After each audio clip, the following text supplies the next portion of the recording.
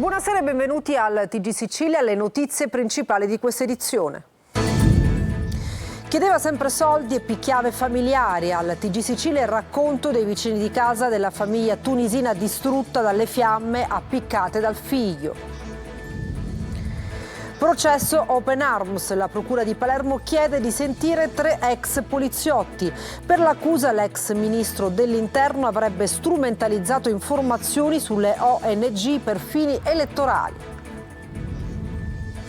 Messina Denaro incassava milioni trafficando anche reperti archeologici. A Castelvetrano sequestrati, anfore e bassorilievi a un suo complice pluripregiudicato che ne aveva pure coperto la latitanza.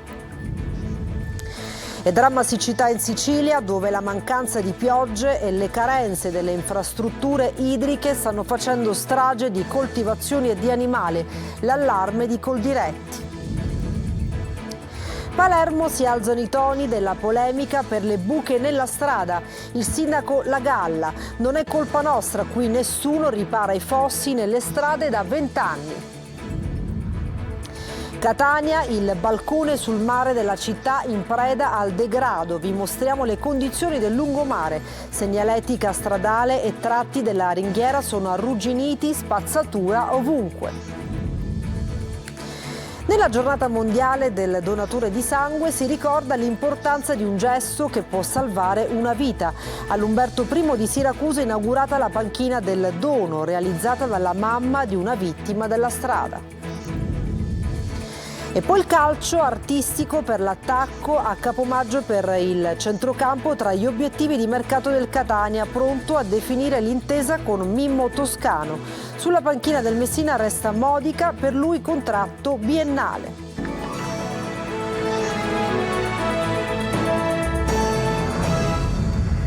Agghiacciante dramma familiare a Vittoria. Un trentenne di origine tunisine ha dato fuoco all'abitazione dei suoi, uccidendo la madre e una delle sorelle. La comunità è ancora sotto shock, ma per i vicini si tratta di una tragedia annunciata. Chiedeva sempre soldi e picchiava i familiari. Emanuela Corsi. Non si poteva fare niente perché già era una cosa già annunciata. Perché già la settimana scorsa è successo. Il fratello ha picchiato le sorelle. Noi non è che è la prima volta. Una tragedia annunciata. C'è sgomento ma anche rassegnazione a Vittoria per il dramma familiare avvenuto mercoledì notte, quando Waidi Zawali, un trentenne tunisino, dopo l'ennesima violenta lite con i suoi, ha cercato di sterminare la famiglia appiccando un incendio in casa. Ha più di 25 anni che abitano qua, per cui persone troppo brave, lavoro e casa, tutte sorelle. Sto ragazzo un pochettino si è sbandato, che trovavo amici che lo facevano sbandare. Perché lui fosse drogato, cercava sempre soldi. Voleva uccidere e ha agito con fredda e lucida determinazione, chiudendoli in casa e tagliando le ruote delle automobili di famiglia per non farli scappare. Che forse lui l'aveva chiusa anche a chiave per non farli scappare. Hanno sfondato la porta, poi c'era la coperta per terra e la signora. Un film dell'orrore al quale hanno assistito i vicini, svegliati attorno alle 2:30 da urla disumane. Mi sono alzato quando ho sentito le urla. Quando le sorelle sono uscite di casa, fuggendo e gridando, ormai avvolte dalle fiamme, lui ha continuato a inseguirle con una torcia rudimentale in mano per aggiungere altro fuoco a quello che ormai le stava divorando. Nel rogo è morta la madre Mariam, in serata anche Sameh, una delle 2 sorelle. L'altra, assieme al padre, lotta tra la vita e la morte. Siamo proprio sconvolti. Proprio, ma dispiaciuti al massimo. Non neanche che la ragazza dovesse morire, perché lei era seduta, parlava. Dopo essere stato rintracciato dalla polizia, in serata è stato emesso il fermo per il tunisino. Le accuse sono di omicidio volontario premeditato, aggravato dalla crudeltà e dal vincolo familiare e tentato omicidio. Intanto è rientrata a Vittoria la terza sorella, unica superstite alla follia omicida, che era fuori sede per studiare. La giovane, al momento, non si è ancora recata sul luogo della tragedia. E giovani di Vittoria lanciano una raccolta fondi sulla piattaforma GoFundMe per aiutare Omaida Zauli, la studentessa di origini tunisine che lotta tra la vita e la morte nel reparto di rianimazione dell'ospedale Cannizzaro di Catania in seguito appunto all'incendio appiccato dal fratello. La ragazza al quinto anno del liceo Mazzini avrebbe dovuto sostenere tra qualche giorno gli esami di maturità. E cambiamo argomento, nuovi testimoni, fra cui l'Alto Commissario UE per le politiche estere e di sicurezza. I PM del processo Open Arms chiedono di ascoltarli come testi d'accusa nei confronti di Matteo Salvini. L'accusa chiede di convocare anche 3 poliziotti. Maglio Viola. Spuntano 3 poliziotti infiltrati sulle navi delle organizzazioni non governative dove venivano impiegati come security privata nel processo per il ritardato sbarco degli immigrati della Open Arms, per cui è imputato a Palermo per sequestro di persona il ministro Matteo Salvini. I 3 poliziotti avrebbero trasmesso proprio a Salvini notizie, foto e filmati raccontando di collusioni fra le ONG e gli scafisti, una vicenda della quale era scaturito un processo a Trapani conclusosi con un nulla di fatto. I 3 non sono più in polizia, 1 in pensione, 2 hanno cambiato lavoro dopo essere stati accusati di aver inviato queste notizie senza prova alla Lega ma non alle competenti procure. La pubblica accusa chiede ora di poter convocare in aula i 3. La difesa ha chiesto tempo per valutare se opporsi o meno e il processo è stato rinviato al 12 luglio. Già dal 2017 Salvini ha pubblicamente dichiarato di aver ascoltato queste ed altre persone, si legge in una nota diffusa dal collegio difensivo. Quindi nessuna novità ma soltanto la conferma della trasparenza del ministro, dicono gli avvocati. Prima di chiudere, la procura ha chiesto anche di convocare l'ex ministro degli esteri spagnolo Josep Borrell, oggi alto rappresentante dell'Unione Europea per gli affari esteri e la politica di sicurezza. L'accusa vuole che racconti la posizione della Spagna nel 2019 sulla concessione del porto sicuro alla Open Arms. Dopo queste eventuali testimonianze si passerà alle arringhe finali previste per il mese di settembre, ma non ancora fissate. Per stabilire la data occorrerà prima che il Tribunale decida sulle convocazioni di questi nuovi testi. E si scopre che Messina Denaro godeva anche degli affari milionari del traffico internazionale di opere d'arte con la complicità di Gianfranco Becchina. Al mercante d'arte la DIA ha sequestrato anfore e bassorilievi di immenso valore. Laura Spanò. Anfore di epoca tardoromana e un basamento di marmo riproducente scene mitologiche scolpite su tutti i lati di età ellenistico-romana sono i beni archeologici di grande valore sequestrati dalla DIA a Gianfranco Becchina, 85 anni, di Castelvetrano, trafficante internazionale di opere d'arte collegato al defunto boss Matteo Messina Denaro. Il decreto è stato emesso dal Tribunale di Trapani. A Becchina, a maggio del 2022, furono confiscati beni per 10 milioni di euro per i suoi legami con Cosa Nostra e per gli affari con la famiglia mafiosa di Castelvetrano. Gianfranco Becchina era stato accusato già in passato di legami con la mafia confermati da diversi collaboratori di giustizia. Alcuni pentiti nel tempo hanno parlato del legame fra Becchina e Matteo Messina Denaro, Giuseppe Grigoli, Rosario Spatola, Vincenzo Calcara, Angelo Siino, Giovanni Brusca e del legame tra il mercante d'arte e il padre del latitante, Don Ciccio Messina Denaro. Per i magistrati la ricchezza accumulata dal mercante d'arte deriva dal commercio illegale di reperti archeologici. Per oltre un trentennio Becchina avrebbe accumulato ricchezze con i proventi del traffico internazionale di reperti, molti dei quali clandestinamente trafugati nel più importante sito archeologico di Selinunte da Tumbaroli, verosimilmente al servizio di Cosa Nostra.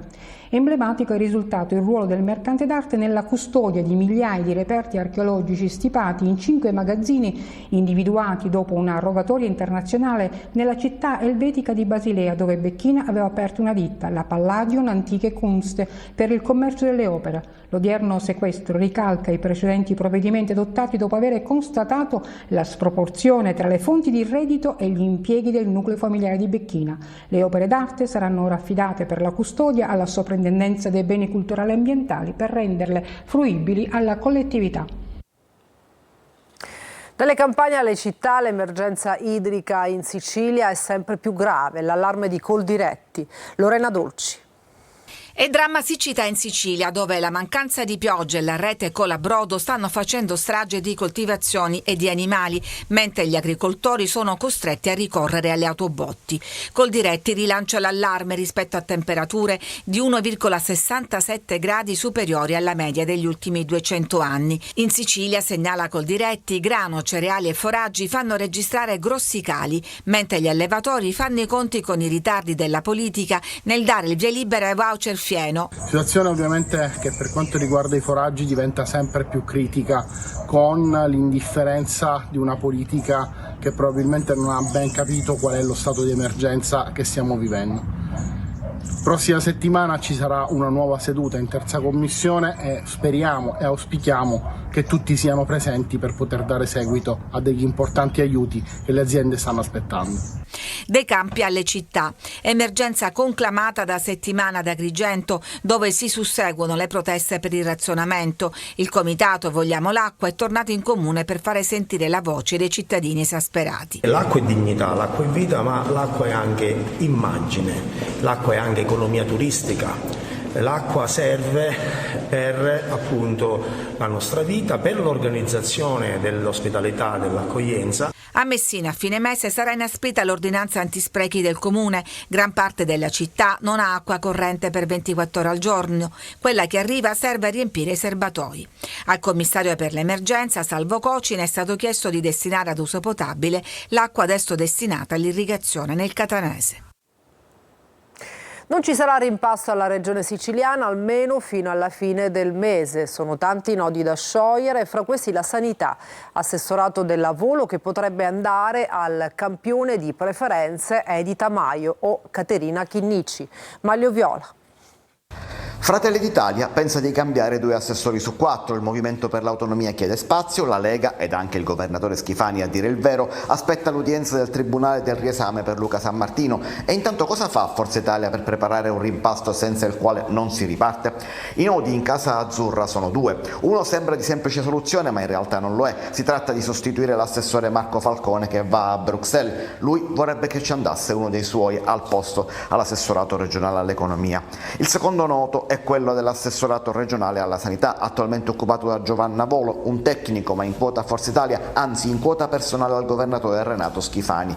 Per il tecnico sarà un addio abbastanza probabile al giro di boa, anche perché a chiedere proprio quell'assessorato, secondo voci di corridoio, è un altro forzista, Edi Tamaio, campione di voti di preferenza, che nonostante l'elezione dovrebbe restare senza scegliere di andare in Europa e lasciando quindi il seggio a Caterina Chinnici, come vorrebbe anche Antonio Tajani. Ma la strada non è liscia come sembra. Tamaio alla sanità significherebbe un nuovo assessore alle attività produttive e dunque un valzer di deleghe che, sommando le altre sostituzioni, porterebbe a cambiare quasi tutta la giunta, e questo Schifani non lo vuole.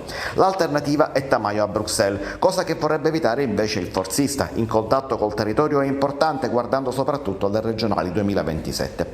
In quel caso però ecco ricomparire il nome di Caterina Chinnici, che l'assessore regionale lo ha già fatto con Raffaele Lombardo presidente, ma in tutt'altra posizione. La sanità sarebbe destinata proprio a lei, ma gli appetiti sono tanti e il gioco dei ruoli non può che portare a trattative che dureranno per tutto il mese di giugno. Domani 15 giugno, ultimo giorno di servizio per la littorina sulla tratta Catania-Paternò. Lo storico trenino è stato sospeso per consentire i lavori della metropolitana. Il direttore generale della Circumetnea ci spiega le motivazioni del progetto. Lorena Dolci. Da ragazzo prendevo la littorina per recarmi nei paesi dell'Etna. Un breve momento di nostalgia anche per il vertice della Circumetnea, l'azienda che ha deciso di sospendere lo storico trenino nella tratta Catania-Paternò. 11 km di binario a scartamento ridotto e 5 stazioni che scompariranno per lasciare spazio alla modernità che si chiama metropolitana. Il 15 giugno la littorina lascerà per l'ultima volta la stazione Borgo di Catania per non intralciare i cantieri della metro già all'opera tra Piano Tavola e Paternò. In pochi però sono informati di questa sospensione che comporta cambiamenti importanti nella mobilità per molti utenti. Gli abitanti dei comuni di Misterbianco, Belpasso e Paternò saranno collegati con un sistema di trasporto su gomma che connetterà i centri abitati con le stazioni di Fontana e Montepone, nuove stazioni che apriremo a brevissimo. Il progetto, finanziato con 1 miliardo di euro di fondi del PNRR, dovrà essere completato entro il 2026. A nulla è servita la petizione Salva la Circum, che ha raccolto 6.000 firme per tutelare la Littorina e anzi potenziare in chiave turistica il servizio, puntando più sui collegamenti con l'Interland Nord. Sulla valenza storico e turistica hanno prevalso altre ragioni. È un modo per rendere più vivibili i centri urbani, il centro urbano di Catania e in generale i centri urbani, migliorerebbe l'accessibilità, migliora le condizioni ambientali, riduce gli incidenti. Voi immaginate quanti passaggi a livelli noi andiamo a togliere nella tratta d'acqua fino a Paternò? Alla stazione Borgo resterà aperta la biglietteria come infopoint per i passeggeri, con l'idea di trasformarla in un polo museale. A Palermo, nonostante le polemiche, l'emergenza buche non è stata ancora attenuata. Questa mattina chi lo accusa della cattiva manutenzione dell'asfalto cittadino, il sindaco ha replicato: non è certo colpa nostra. Da 20 anni nessuno ha mai riparato le strade di Palermo. Marco Gullà.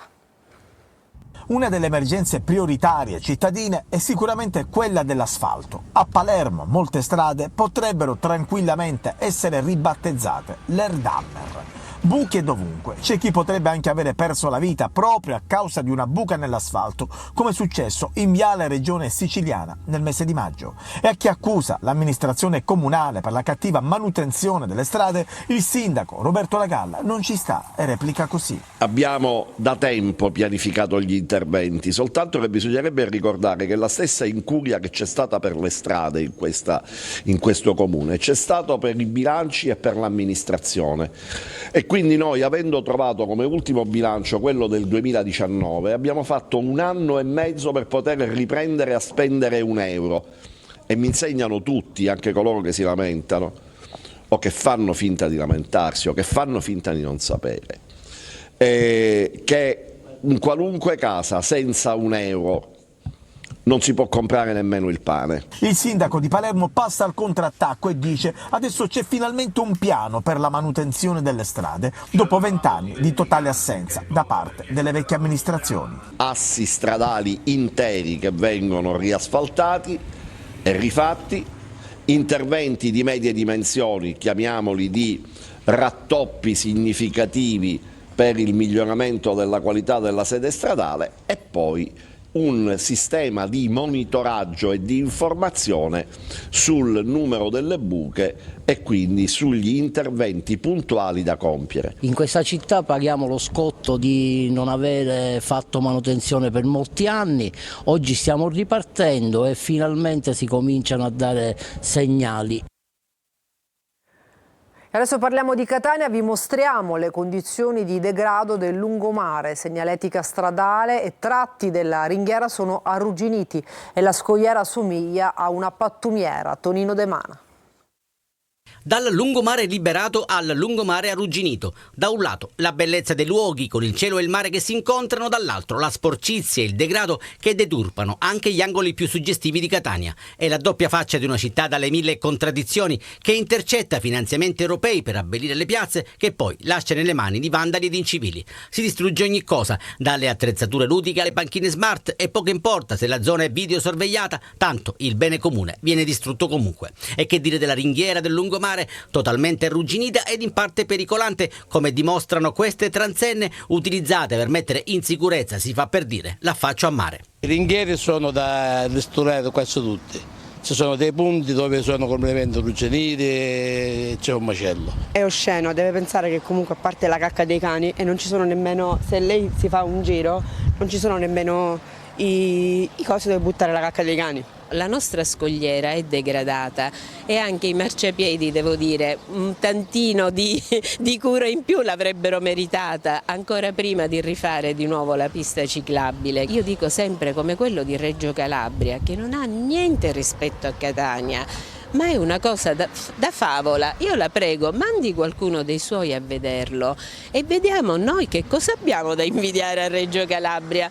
Scogliera uguale pattumiera, così rifiuti di ogni genere sono in bella mostra accanto al costruendo solarium del Nautico, la cui consegna è slittata di alcuni giorni a causa del maltempo che ha rallentato le operazioni di costruzione della piattaforma. Istruttori del CONI nelle piazze urbane riqualificate dal Comune di Catania avvieranno i cittadini alle diverse discipline sportive. La città diventa capofila in Italia di un progetto di sport e salute. Adelaide Barbagallo. Dal centro alle periferie, sul lungomare in piazza Franco Battiato, a San Giovanni Galermo in piazza Beppe Montana, al villaggio Sant'Agata nell'area sport, recentemente riqualificati dal Comune di Catania, i cittadini potranno dedicarsi gratuitamente allo sport assistiti da istruttori del CONI. In ogni piazza ci sarà o pallavolo, o pallacanestro, o badminton, o tutte le varie discipline sportive che sono già programmate e che i ragazzi possono scegliere, o i genitori dei ragazzi possono scegliere in base o a dove abitano o alle discipline che preferiscono. Occorre un'iscrizione? No, è libero, si presentano lì e troveranno i nostri istruttori. Catania diventa capofila di un progetto che sarà presentato in altre città e che la premia per il lavoro svolto fin qui. L'obiettivo è quello di andare a intercettare i cittadini e portare nella loro vita l'attività sportiva. La città si proietta in una dimensione sportiva anche con la riqualificazione del Palanesime, il palazzetto dello sport più capiente della Sicilia. Un traguardo a lungo inseguito dall'assessore Parisi, che adesso aggiunge un altro tassello. Il segno che quello che abbiamo portato avanti col Catania Spazio Sport è un qualcosa che ha avuto un'eco anche a livello nazionale. Non ne siamo veramente contenti, ne siamo fieri. Si partirà sabato 29 giugno per proseguire tutti i sabato pomeriggio a settembre e a ottobre. Nella giornata mondiale del donatore di sangue si ricorda l'importanza di un gesto che può salvare una vita. All'Umberto I di Siracusa è inaugurata la panchina del dono, realizzata dalla mamma di una vittima della strada. Francesco Aloi. Donare sangue significa donare vita, uno slogan che si sente spesso e che va ripetuto sempre, anche oggi nella giornata mondiale del donatore. Abbiamo fatto il punto della situazione, abbiamo visto che Siracusa è in autosufficienza ma deve dare il contributo alle province che sono più in difficoltà e abbiamo voluto ringraziare tutti i donatori. All'Umberto I di Siracusa è stata presentata la nuova unità di raccolta mobile, un mezzo importantissimo che serve per raggiungere il potenziale donatore ovunque. L'unità di raccolta mobile naturalmente comporta la presenza di una sala di verifica di idoneità, di visita del donatore, e poi in questa sala di raccolta ci sono le poltrone da prelievo dove avvengono tutte le fasi di prelievo delle unità di sangue. Ma fondamentali sono anche le campagne di sensibilizzazione. Ma i giovani donano? Sì, i giovani donano. Possiamo dire che oggigiorno, anche grazie alle campagne di sensibilizzazione nelle scuole, c'è un notevole interesse nei ragazzi. Questa è la panchina del dono, un simbolo che deve far riflettere e, perché no, anche invogliare a donare. Chi ha donato questa panchina perché? È perché appunto parla della donazione degli organi. Io l'ho vissuta in prima persona, donando gli organi a mio figlio che è morto un mese fa, ed è un gesto veramente da esempio, bello, perché dà la vita agli altri. Più se ne parla, meglio è. Lo dicono spesso i medici e non solo. Donare sangue fa bene a noi e agli altri. E in estate la raccolta diminuisce, un trend che potrebbe diventare un problema. Per questo non bisogna mai fermarsi. E adesso ci fermiamo, torniamo tra poco con la pagina sportiva.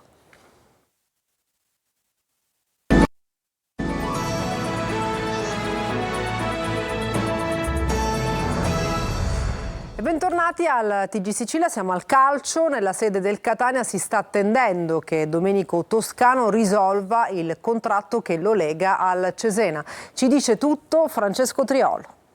In queste ore Domenico Toscano sta discutendo con il Cesena la risoluzione del suo contratto, trattativa avviata nella serata di ieri nella sede della società romagnolo con il direttore sportivo Fabio Artico. La tempistica quindi, perché Toscano diventi il nuovo allenatore del Catania, dipende dall'arrivo in porto di quella trattativa. Questione di ore, si dice ormai da un paio di giorni, e questa rimane la situazione attuale.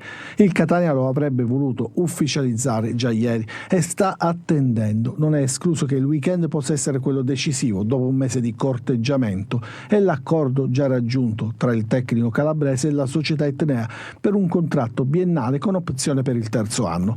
Il lavoro in silenzio del direttore sportivo Daniele Fagione sul fronte squadra dovrebbe portare ad una accelerata, non appena concluso, l'iter per l'ingaggio del tecnico. I nomi di Artistico per l'attacco e Capomaggio per il centrocampo sono sempre d'attualità.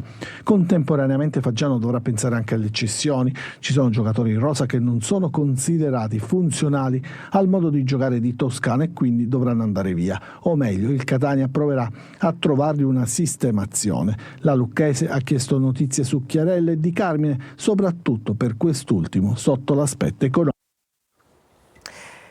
E Giacomo Modica è stato confermato sulla panchina del Messina. Il tecnico ha firmato ieri sera un contratto biennale dopo una lunga trattativa con il presidente sciotto. Sergio Colosi. Il Messina riparte da Giacomo Modica. La scelta logica si è materializzata nel momento dell'annunciato addio, trasformatosi in riconferma fino al 2026. A rendere imprevedibile ciò che sarebbe stato scontato il presidente sciotto, convinto dalla mediazione di una terza persona, il prossimo direttore generale Saverio Provenzano. È stata brava a farci ricomporre, rimetterci nella discussione nel verso giusto, quindi incalanare un discorso che sembrava fosse chiuso, quindi la conferenza stampa poteva essere anche diversa stasera. Modica conosce tutto di Messina e del Messina. La sua firma è una garanzia per i tifosi dopo una stagione positiva, salvezza tranquilla e playoff sfiorati con un organico low cost. Abbiamo risolto quelle che potevano essere un po' le distanze, il gap di alcune situazioni, però sono contento che abbiamo risolto in maniera positiva e quindi ringrazio il Presidente per aver accettato di nuovo Modica come allenatore, avere fatto quello scatto in più all'ultimo momento nel volermi tenere. Per la prima volta dopo 8 anni Sciotto riparte da dove aveva finito, lanciando segnali minimi di continuità, ma la programmazione non abita da queste parti, con un organigramma tecnico e societario da ricostruire. E per questa edizione del TG Sicilia è tutto, grazie per averci seguito e buona serata.